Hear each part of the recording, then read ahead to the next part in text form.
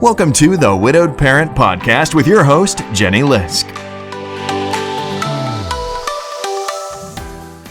Hey everyone, it's Jenny Lisk, and this is episode 158 of the Widowed Parent Podcast. So I had such a great discussion with David Kessler for this episode.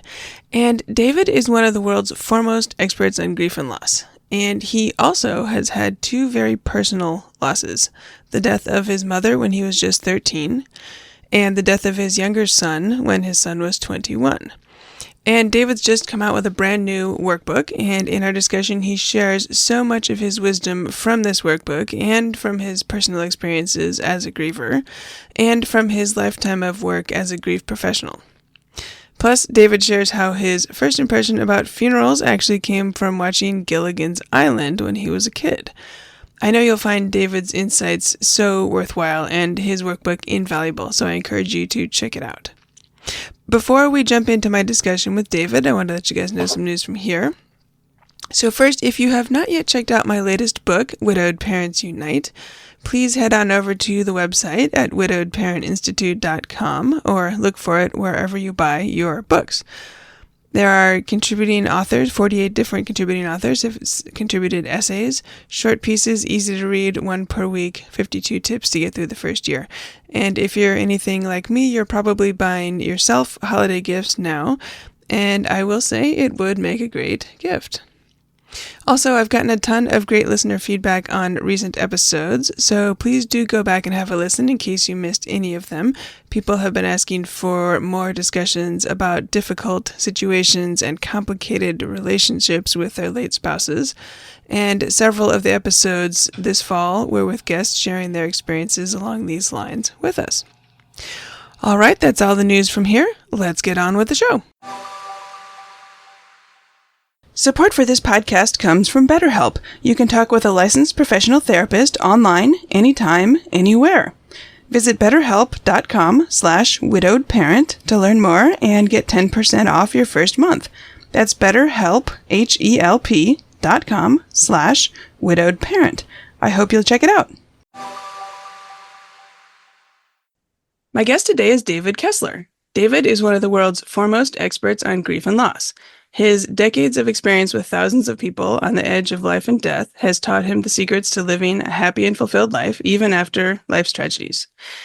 He is the author of 7 books, including his brand new book, Finding Meaning, the 6th Stage of Grief Workbook. David co-authored 2 books with Elizabeth Kubler-Ross, and he is the founder of grief.com. He's joining us today from Los Angeles, California. David, welcome to the show. Jenny, so nice to be with you.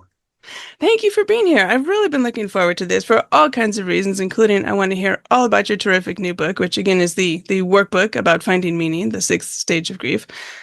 Also, I want to throw in for my listeners who are widowed parents who are raising grieving kids and teens after the death of their other parent, adding to your formal bio that I just read, you have 2 very personal losses, beginning with the death of your mother when you were 13.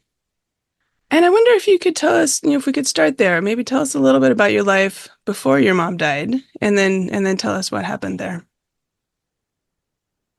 I wish I could say I lived in a very functional family, but it was a very dysfunctional family. And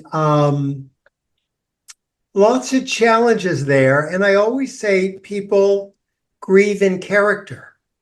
So, my family handled illness dysfunctionally and grief dysfunctionally.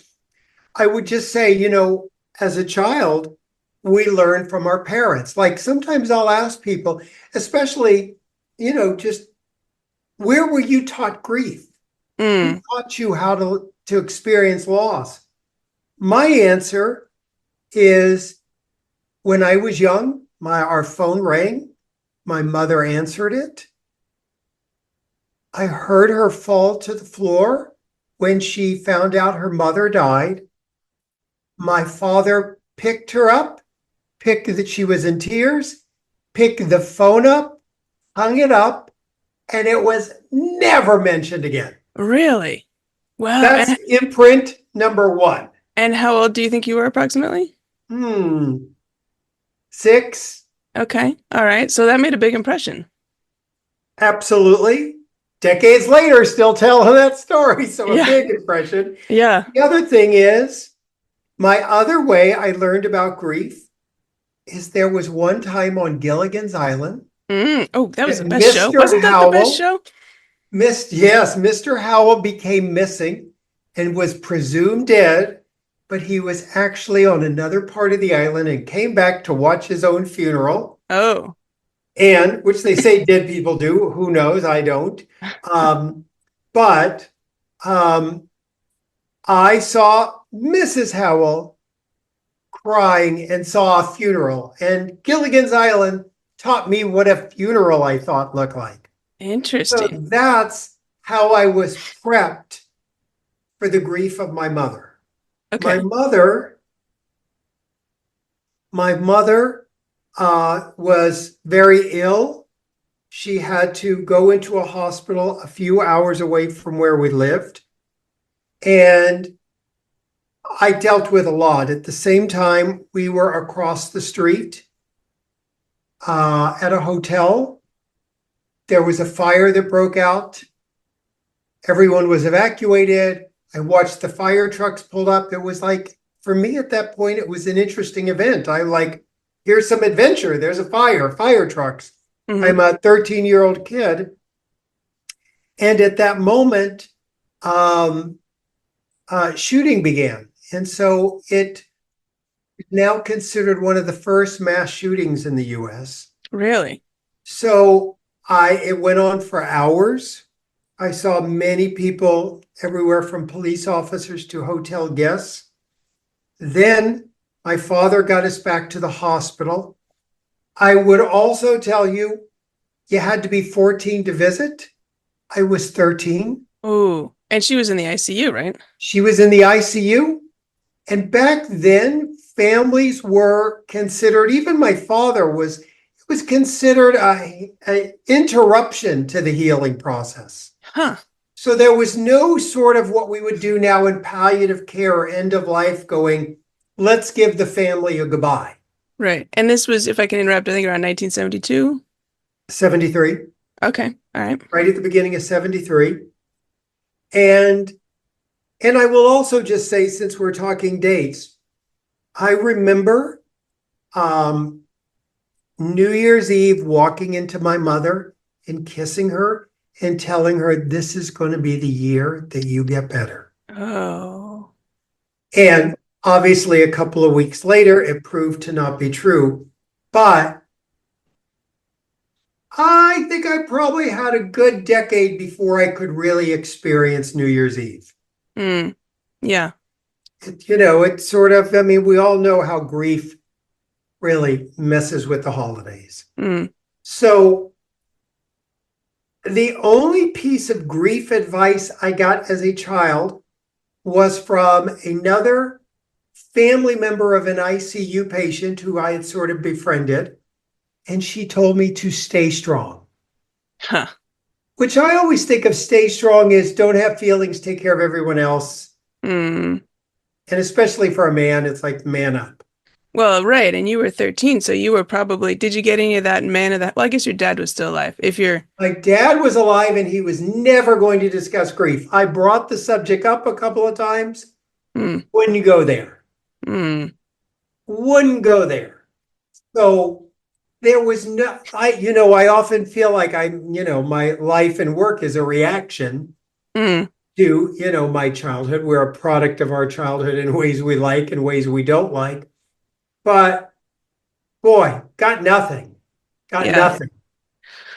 Well, and I read when I was reading your workbook, which is terrific, by the way, and I want to talk about it.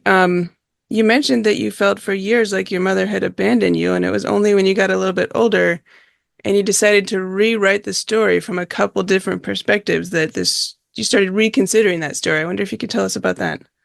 Yeah, I think, in those years, in childhood years, it's where our old wounds form. It's where our experiences are formed.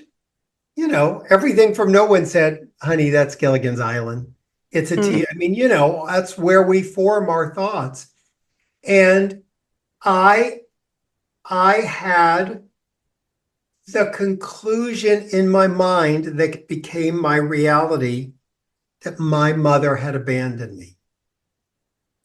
And it wasn't till I did my own work much later, probably in my 30s, that I really decided to question it, investigate it, see the story from above. That I went, oh my gosh, she didn't abandon me, she died. Mm. And I mean, we're like, of course, but not in my mind then, not how it formed. And I think so many times those beliefs that children have aren't logical. And I think it's to parents, it's really hard because it just doesn't make sense. And yet, if we don't say those stories and talk about those stories, we don't get to have them witnessed, maybe perception added to with other information. Mm. So I think it's important, it certainly was for me. Yeah, yeah. Well, thank you for sharing all this with us. I think that it's important for my listeners who, again, are widowed parents. That means they're raising kids who are grieving. And I always like to, it's such a privilege to interview people like yourself who are grown-up grieving kids, right? And because I think it helps us, like, it's not like my kids or somebody else's kids are going to go through exactly what you went through, but it gives me a perspective I didn't consider. It gives me ideas of things to maybe be on the alert, or to maybe topics to talk about, or ideas that I wouldn't have had if I was only considering this from my own perspective as a grieving spouse. So it's a long way of saying thank you for sharing all that with us. And, I certainly was the extreme in my situation, but I think, death is an extreme situation. Mm-hmm. And so I think it is important we try to see things through our child's eyes. And, I always tell parents that I work with, your children don't want to talk to you, especially as they get older, about grief or sex. Hmm. And we also don't like to think of our parents having sex or think of our parents grieving. Right. True. And so that just, I just want to emphasize any moment that child does have a question about grief, that is the moment to go there. Yes. To not take those moments for granted or know they'll always come around. And they seem to come up at the most inopportune times, like you're trying to go to bed and it's late, or you're rushing out the door to work. But yes, 100%. Thank you for sharing that. So you mentioned that much of your life's work may have been a reaction to some of your childhood experiences. You grew up, you wrote grief books, you became known as a grief expert. And before we go where you may be going, I just also want to say, because I described my parents as pretty grief illiterate and dysfunctional, and I want to say I hold them dearly in my heart. Mm. That I understand now as an adult, they were wounded, and wounded people wound, and wounded people don't always know how to parent. So I want to be careful. I never want to have anyone think I'm sort of parent bashing, because right. I'm a parent too, and I'm an imperfect parent. Right. And we all do the best we can with the information that we have and the resources we have, which, I mean, financial, but I even mean like, personal resources and personal capacities to deal with all this stuff. Right. So, and plus it was a very different time in the early 70s and through the 70s and 80s. Fortunately, things are getting better. There are so many more resources today for widowed parents and grieving children. National Alliance for Children's Grief. I'll put a link in the show notes for listeners to check out and find grief support near them, perhaps. Okay, so back to where you're right, where I was going. You were a grief expert. You wrote grief books. You're going along, and then your son David died when he was 21. Yeah. And I've heard you talk about how you would go to a grief group. Now, before we go there, let me go back for a moment. Yes. I want to just tie these two things together. In my lostness, I don't know, is lostness a word, but I'm using it. It is now. In my being lost as a child, what shifted for me is I went to community college. And there were two classes available that they said were the easy ones. Human sexuality, it was full. Okay. And death and dying.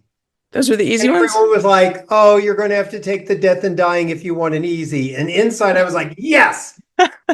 And I learned about this woman, Elizabeth Kubler-Ross, who had written this book on death and dying and written these stages of the dying. And all of a sudden, there was a language to use. There were words and concepts to describe this. So I think just connecting that, be strong, my father not wanting to talk about it, to suddenly realizing my world was open, there was a language and someone willing to talk about it. Little did I know I would go on to write books with her and be a student of hers. And that's amazing. And I think you and she co-authored, what's it called? On Grief and Grieving? On Grief and Grieving. Okay. And literally on page 1, we said, the stages aren't linear. There's no right way to do grief. Use the stages, don't use the stages. Find your way. Your way is unique in all the world.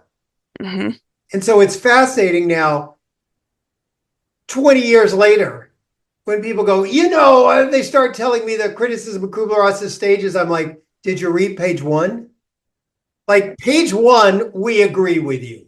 Page 1, Kubler-Ross agrees. We agree. Right. They're not linear. Right. They're not the only way. They're not even a way. They're just an observance she made that she shared. And there were 5 of those stages. Yes. Denial, anger, bargaining, which is the what ifs and if onlys, depression, which is the sadness, and acceptance. And so in your latest book, you've named a 6th stage. Yes, it was a chance to go back and revisit and re-talk about the stages not being linear and try to put them in some perspective. And it was actually the publisher's idea, and I thought it was an interesting idea that would never fly.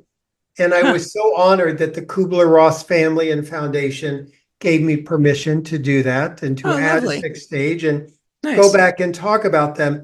And as you mentioned, my younger son, David, died. I was so guilty as a practitioner of handing out, go to grief groups and go to grief counseling like it was candy. And I was suddenly faced with having to take my own medicine. And after my son died, I needed to go to a grief counselor and I needed to go to a grief group.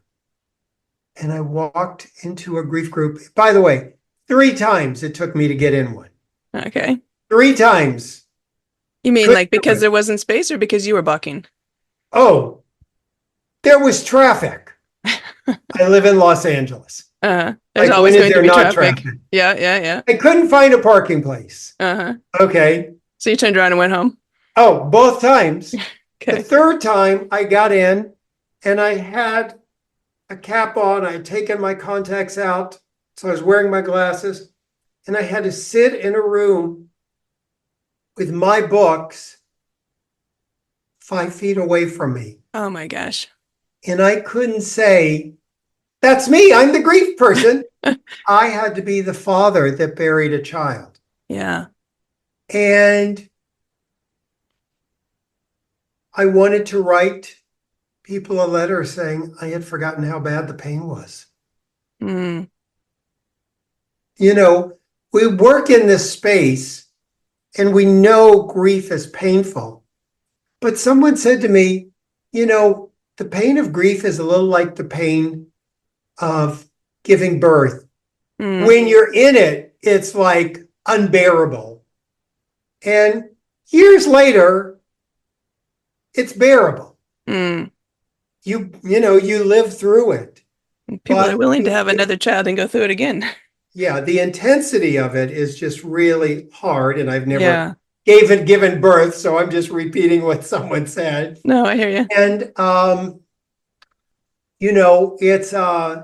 it was challenging, and I would observe myself. Yep, you can't believe he's gone. Denial. Yep, you're angry. Yep, you're got the what ifs and if only's bargaining. I would see them all as they would go 100 times an hour in different ways. And then, later, when I started to think, I'm going to have to accept this. Kubler-Ross and I often tried to teach people there's not one big acceptance. There's no finality to grief. Acceptance isn't an ending. There's a million acceptances you have to have. And as a child, I got to tell you, not only did I have to accept my mother dying, but I had to accept she would never be at my life events as those life events came up. You don't know, oh, she's not going to be at a college graduation until you're at a college graduation. You don't think that as a 13-year-old. And so it was really challenging to understand all I was going through, and that there's a million acceptances, and I just felt like there needed to be more. And I had read Viktor Frankl's work, Man's Search for Meaning. I went back and reread it, and I began to try to connect some of the dots for me and for others to meaning and grief. And I think the biggest disconnection when people hear meaning is they're like, there's no meaning in the death of my spouse, the death of my parent, the death of my child. There's no meaning in these horrible things that happen. And I always teach, correct. The meaning is what we do after the horrible event. It's in us. It's in us. It's not in the horrible event. It's in us. And so because I know Viktor Frankl's, it's been a while since I've read his book, but he talks about how there's a gap between stimulus and response. And your power and freedom is in choosing how you're going to respond to whatever terrible thing, in his case, the Holocaust, happens to you. And we're going to make up stories of meaning. My meaning can be decades later, my son's death is forever brutal, and it didn't constrict my work, it expanded it. But I could also have had a story of meaning, and I thought about it. I live in a cute neighborhood, little small cute neighborhood, little cute small houses. And I pictured there could be a future where the children could be pedaling down the street on their bikes, teenagers, and they stop, preteens, and they stop and go, what's the house with the cobwebs? What's that house? Is it a haunted house? And they could go, ooh, the story is there's a grief expert. His son died and he never came out again. I could have been that person. Yeah. I could have a story of I never lived after he died. I could have that story of meaning. That was within my realm of possibilities. And so meaning is a choice, a story we make. And I think sometimes people get afraid it's going to be forced on them too quickly. If I could change one thing about the books, it's that people see finding meaning and they go, I'm not ready. And I'll go, the book is actually how to excavate the pain to find the meaning underneath. And the workbook too. The workbook is really about that. And people can go directly to the workbook. They don't have to have read any of my other books. And it is really about how can you excavate the pain? And by the way, we don't want to excavate the pain. Someone said to me the other day, I bought the workbook, I put it on the shelf. I'm not quite ready to open it. Mm. And I said, well, thank you for buying it. And I'm curious, tell me about not opening it yet. And they said, I'm not ready to go into the pain. Ah, And I had to say to them gently and lovingly, I wish that the pain really was on the shelf with the workbook. The pain is in you. ah, You've only put the workbook on the shelf, which is a tool to help the pain move from in you to outside of you. aha. But you can, in our mind, pretend like we're not going into the pain, but we're really living with it every single day. Gotcha. Okay. Well, and I noticed one of the things I thought was interesting in the workbook, you talked about some indicators that life continues, even if you're early in grief. And you had a list. I wonder if you could share a few of those with us. It's interesting that, when we talk about indicators of life, I'll say to people sometimes, they'll go, David, life is over. My spouse has died. It's over. It's done. And I'll say things like, can I touch your wrist? If we're in person, obviously. Mm, And I would say, I feel your heartbeat. mm, Your heart is still beating. Will you go home tonight and check your toenails? I think they're still growing. mm-hmm, Your children still continuing is an indicator of life continuing. mm-hmm, There's a time early in grief when we just don't want to participate in life. And then there comes a time to start allowing life to happen mm, and to acknowledge it is continuing. mm-hmm, I mean, even though we go, it's not, well, you're here, we're talking, it mm-hmm. actually is. Right, right, right. And so the exercise, I love how the exercises in the workbook then help us start to think through, move through, process. I don't know what words are appropriate, but some of those things. Yes. Yeah. To move through that pain, to allow it. Emotions need motion. We need to sort of get them out of us. Yeah, yeah. I wonder if you sometimes hear a concern or a criticism, even like, does finding meaning mean or imply putting a positive spin on things? Like, can you talk to us about that a little bit? Absolutely. Like I said, you can have a negative meaning story. Mm, I can't ever live again is a negative meaning story. mm, So doesn't have to be positive. And I think people sometimes do mistakenly try to bypass the pain and go to that positive story. Go mm, to the, sort of bypass it like I want to get to the good part. mm-hmm, And you can't. If there was a way to skip the pain, I would, the mm, only way to skip the pain is to go through the pain. And that's what mm. a workbook helps you do. This is reminding me that I've heard you say that pain from loss is inevitable, suffering is optional. And I wonder if you could tell us about that a little bit. Yeah, sometimes in my online grief groups, and we have 26 online grief groups, and about Wow. 4 or 5 are devoted to the death of a spouse.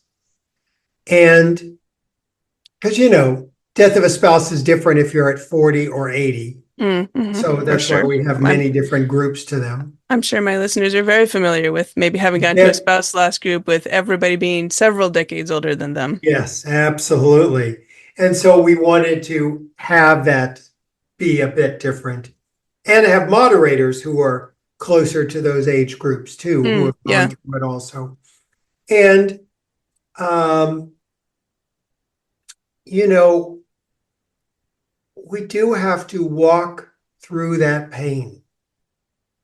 We have to allow it to just wash over us. I wish there was a shortcut for it, and there isn't. Mm. I'm also thinking about someone who maybe is listening and thinks, all right, well, I want to find meaning, but I just can't go out and do some huge thing. I can't start a cancer charity. I can't what does meaning have to be a grandiose step, or are there some sort of smaller scale um, I options or love that actions? question. I talk about meaning is found in the moments. Mm, Right now, you and I talking is a meaningful moment for me. mm, And to name those meaningful moments. Meaning can be the smallest gestures. You know, one woman shared that when she was young, her dad was a doctor, and he always had talked about how he put himself through medical school as a waiter. And he always talked about tipping the waiters well. mm. And so now, after his death, she's older. She tips well in her dad's honor.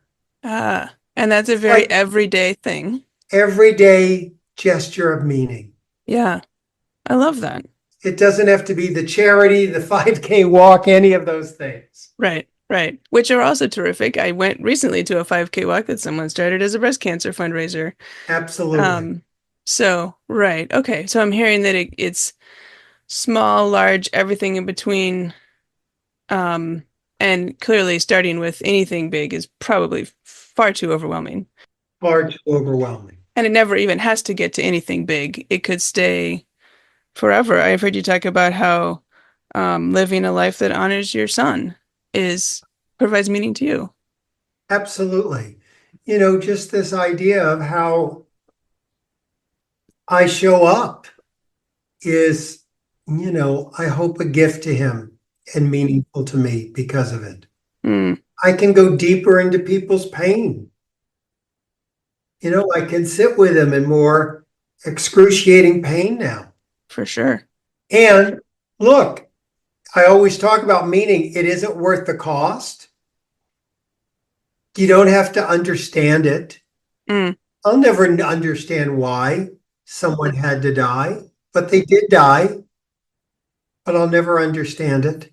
it doesn't have to be okay. It doesn't Doesn't have to have to be be okay. right. And I sort of also, that and thing, right? yes, the and. Right. He died. And also such and such, right? Like Correct. it doesn't have to reconcile somehow. Right. And I also teach, all those things that your loss is not a test, a blessing, a lesson. Loss is just what happens on planet Earth. Mm, This wasn't done to you so you could get your lessons. I mean, it's great if you have some spirituality that sort of tries to make sense out of things that way, but in our day to day, it's just really hard. And, I want to also, if I could, just share a story yes, please. around dealing with my son's grief, my older son's grief, Okay, so sibling around his loss, right? brother, right? Yeah. Sibling loss, but it also speaks to us as parents. Okay. It is so painful to watch your child go through grief. Mm-hmm. And I also heard for decades from children that my parents ask me about my grief and immediately go into their own.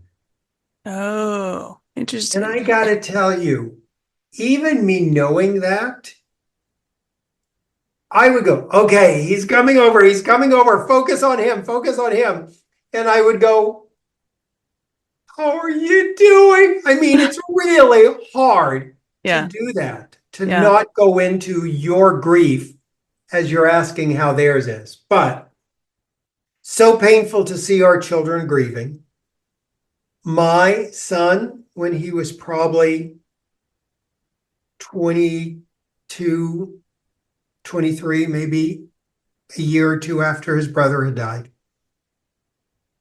didn't talk to me a lot about grief. If I tried to talk to him, he's like, I've heard the lectures. Mm-hmm. As only a young child can say, Right, right. a young adult can say. And I he told me one day I was giving a talk in Los Angeles, Santa Monica suburb, 200 to 300 people. And he was dating a nurse. And he said, "Hey, my girlfriend wants to come and hear the lecture. Can we come?" Mm. And I went on the outside. I said, "Yeah, sure. I'll get a couple of tickets for you." Uh-huh. On the inside, I was like, "Yes. Oh my gosh, I'm going to design a lecture just for him. I'm going to tell him everything I think he needs to know." Uh-huh. Uh-huh. And then I realized I can't do that. Everyone will see and feel that manipulation. I have to give the talk I was planning to give. Right, right. But I did give the talk I was planning to do. And afterwards, he came up to me and he said, "Hey, during the Q&A part, I almost asked a question, but I didn't know if I could ask since it's about you and I, and it was in public in front of other people. I didn't know if I could ask." And I said to him, "Well, you actually could have asked." And I said, "By the way, I'm here now. What's the question?" Uh-huh. And he said, "I'll ask you next lecture." Oh. Now, once again, on the outside, I had to go, "Okay, Uh-huh. looking forward to it." But you're like, come on, just tell On me the now, right? inside, I'm like, "Are you kidding me? I have to live with the uncomfortableness of you've got a question that I could answer, and I have to wonder now what it is." And maybe you'll come to my lecture next year or something and ask me then. And it is literally, I had to give him the dignity of Mm. asking his question in his own time, Yeah. in his own way, not about my comfort. Right. Right. Oh, Right. so hard. Such an important point. Wow.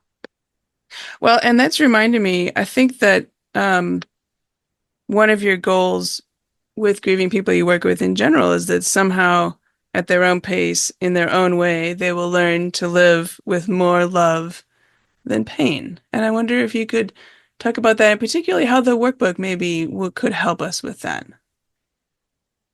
Yeah, I think we have to go through the pain. We have to go through the pain. And people around us want us to be better quicker. Mm. And they want us to be fixed. And we're not broken.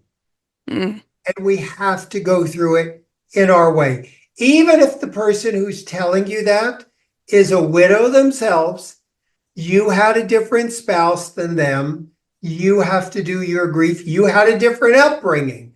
Mm. You have to do it your way. Mm-hmm. Their prescription is not yours. Their prescription is not yours. Mm-hmm. And so we have to do it our way. And by the way, I remembered I didn't fully answer your question about pain from loss is inevitable and suffering is optional. I can't take away, people say to me all the time in the group, I just need you to take my pain away. Mm-hmm. And I'll go, I wish I had a magic wand. I wish I could. I can't. The pain is part of the love. I can't do it. No one can. Anyone tells you they can, I would run from them. Mm. And I can help you with your suffering. And your Uh-huh. suffering is the noise inside your mind. Okay. Like Annie Lamont has a great quote. She says, "My mind is like a bad neighborhood I never want to go into alone." Okay. Our minds, you would think, are going to be really compassionate and loving to us, and they're actually not. Mm. You are never going to be able to raise this child alone. Well, boy, all those things, our mind is so cruel. Mm. The doubt, the self-blame, that's the suffering that gets added to the pain. And that's what we can all help each other with, is trying to reduce that noise or not listen to it.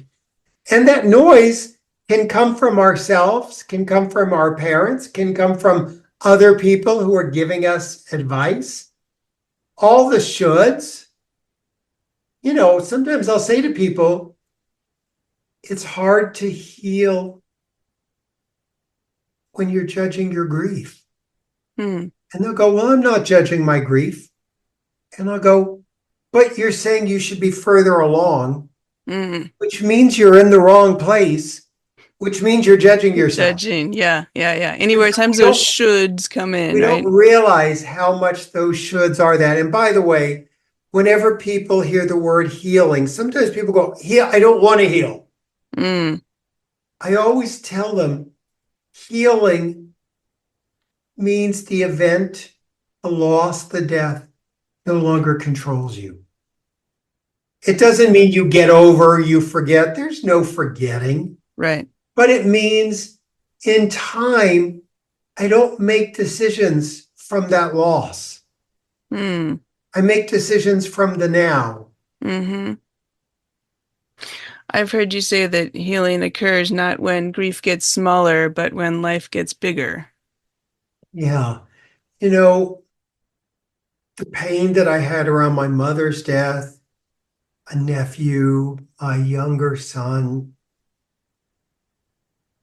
that pain is there.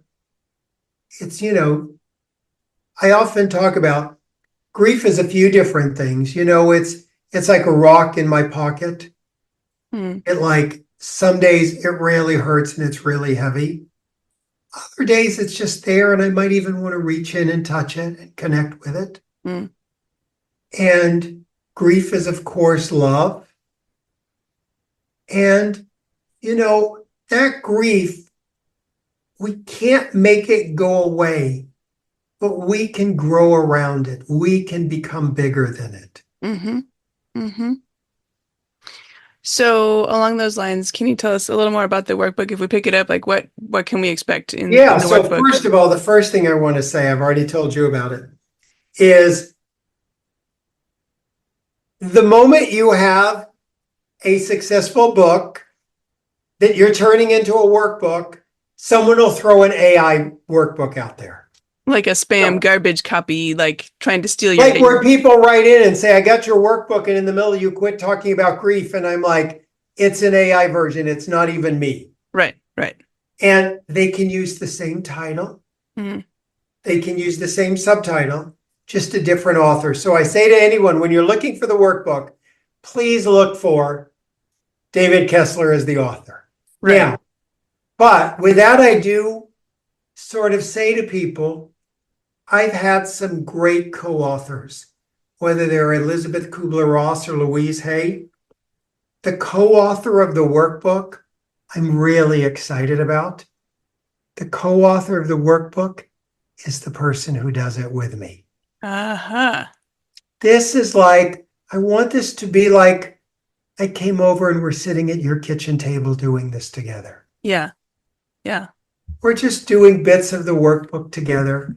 And I'll tell you, I have open-ended questions that are going to be hard, but I got like little disloyalty checklists. Oh, laughing again will feel disloyal. Enjoying the kids' events without my spouse there will feel disloyal. Little things you could just dip in and do. Because I wanted people, some people are like, I want to do it start to finish. Other people might just like, I want to just pick up a quick page and see if I can do this. Right. Well, and that's actually one of the beautiful things about a workbook too, right? I hear so often, I'm sure you hear often too, about, grief brain and people who say, I used to love to read and now I can't sit down and read more than a page at a time. And some, longer books, like some of your other books or some of my books, sometimes people don't feel like they can sit down and read 300 pages of text. Absolutely. And so this is a format that's so accessible to dip in and out and do a bit more, kind of as you feel able. Absolutely. And it's really important and was important to me and still is that it be accessible and easy for people to use and gentle. Grief is harsh. Life is harsh. I wanted it to really be a gentle work through that they have. Right.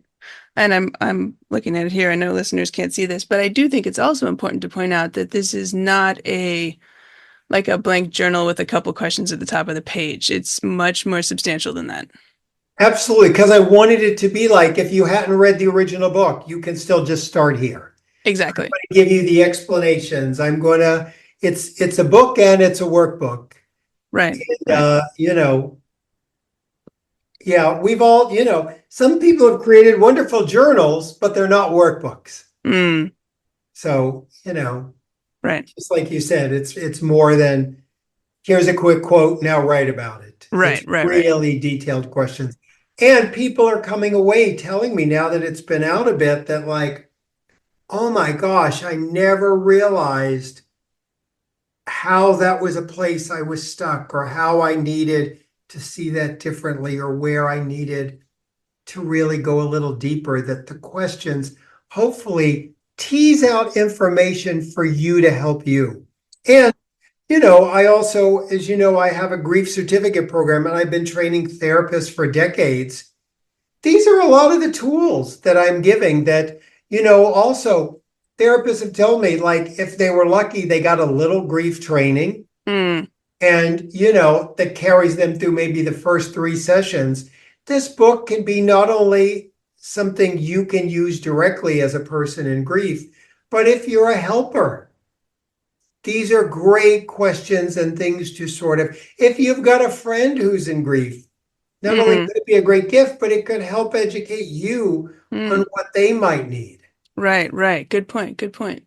Okay, well, I'm going to put a link in the show notes directly to the workbook as well as your other books, but especially to combat this. I don't want anybody to accidentally buy the AI garbage ripoff version that somebody else did, who knows who, some spammer somewhere. So listeners, if you want to make sure you get the right book, follow the link in the show notes and you'll just get right to the right place.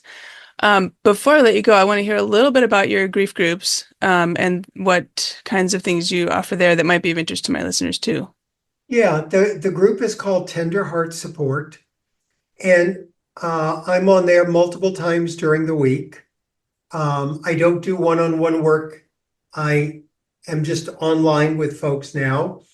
And one day we go into 26 different Zoom groups, depending on your loss, whether it's the death of a sibling, the death of a parent, the death of a spouse. We have it by ages. If it's your age as a death of a spouse, as we mentioned, someone who's 42 is having a very different experience than someone who's 82. So Hmm. we have different age groups. We also have a faith group, an afterlife group, an LGBTQ plus group. We have many, many different groups, death by suicide, death by addiction, all of those groups. So that's our specific loss groups that are all simultaneously on one day.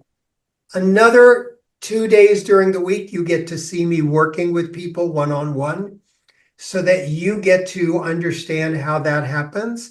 And, we find ourselves in each other's stories, Hmm. which is really interesting. And then I also have what we call a Friday focus, where we just take a topic, guilt, rumination, a million different things, anything, lighter topics, heavier topics. And we all just come on and discuss them. And by the way, not all discuss them.